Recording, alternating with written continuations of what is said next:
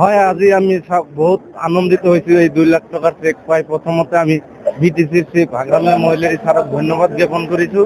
যি আমার ইয়তর আনএমপ্লয় ল'ৰাসকলৰ কাৰণে যি 2 লাখ আর্থিক সাহায্য দিছে, তেওঁক দেওয়ার ভাবে আমাক যি আমি বেকার ল'ৰা এই ল'ৰাখিনিক 2 লাখ টাকা দেওয়ার ভাবে তেওঁক ধন্যবাদ দিছো। गोसोआव मोजाङैनो मोनदों आंनि लेखा मोननाय हिसाबै आरो जोंनि बे हिसाबै दरथार नालाय बे हिसाबै होनाया जोबोद गाहाम जादों आरो बिथांमोना सिगाङावनो होनो होनदोंमोन ओमफ्राय बेखौ माने जोङो सिगां डिमान्ड खालामदोंमोन इउपिपिएलनि माबायाव सरकाराव बिथांमोना जोंनो होनो होननानै इउपिपिएल सरकार रायलायबाय माखासेनो होनो हादों माखासेनो होनो हायाखै नै दा जोंनियाव जोंनि बिपिएफ स्कुला नैबे जोंनो दा गोदानै होनो हानाय जाबाय बेनि थाखाय जों बिराद साबायखर थाबाय बिपिएल रडनि सायाव हाग्रामा सारनि नेतृत्वआव